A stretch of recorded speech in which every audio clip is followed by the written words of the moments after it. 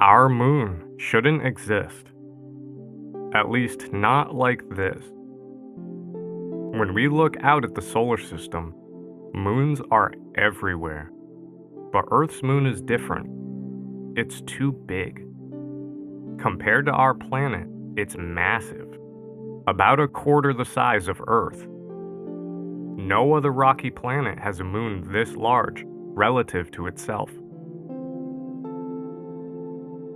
Mars has two small, irregular moons. Mercury and Venus have none. But Earth has this: a single, perfectly formed companion. And it gets stranger. The moon's orbit is unusually stable. Its size and distance are just right, allowing it to perfectly cover the sun during a solar eclipse. A coincidence so precise, it almost doesn't feel like one. So where did it come from? The leading explanation is something called the giant impact hypothesis.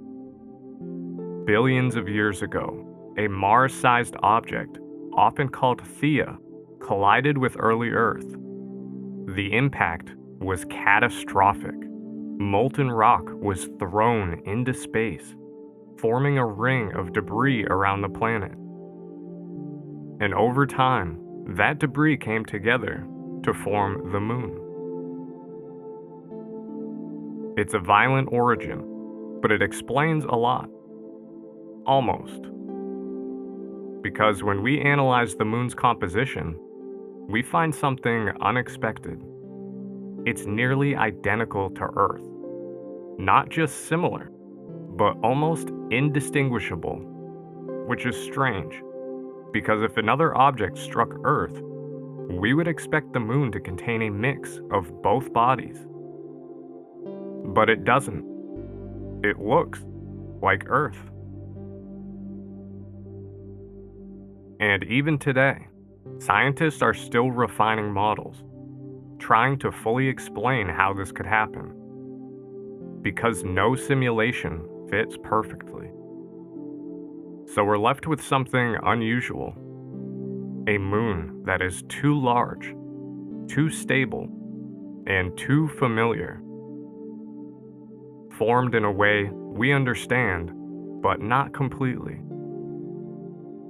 And yet, it's been there the entire time, shaping our tides, stabilizing Earth's rotation, possibly even making life here possible.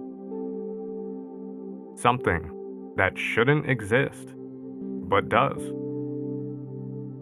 Right above us, every night. Thank you for watching.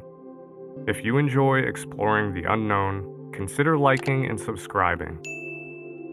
I hope to see you in the next one.